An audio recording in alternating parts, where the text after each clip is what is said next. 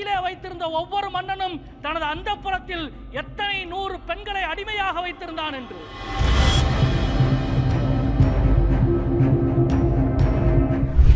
இந்த செங்கோலை கொண்டு வந்து இந்த இடத்திலே வைத்ததன் மூலம் இந்த நாட்டு பெண்களுக்கு நீங்கள் என்ன சொல்ல விரும்புகிறீர்கள்?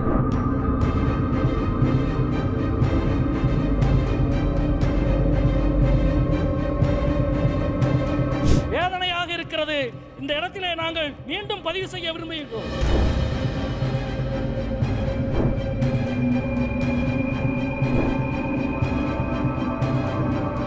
செங்கோலையும் நாடாளுமன்றத்துக்குள்ளே வைத்திருக்கிறீர்கள்.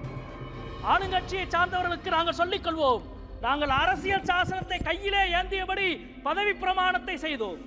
ஏன் தெரியுமா? உங்களால் எது அழிக்கப்பட நினைக்கிறதோ அதை உயர்த்தி பிடிப்பதற்குத்தான் மக்கள் எங்களுக்கு வாக்களித்திருக்கிறார்கள்.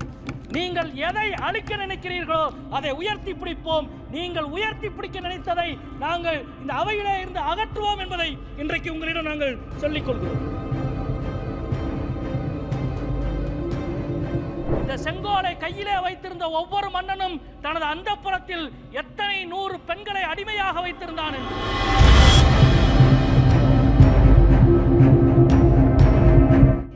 இந்த செங்கோலை கொண்டு வந்து இந்த இடத்திலே வைத்ததன் மூலம் இந்த நாட்டு பெண்களுக்கு நீங்கள் என்ன சொல்ல விரும்புகிறீர்கள்?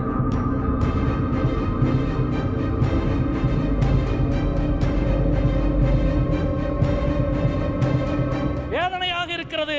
இந்த இடத்திலே நாங்கள் மீண்டும் பதிவு செய்ய விரும்புகிறோம்.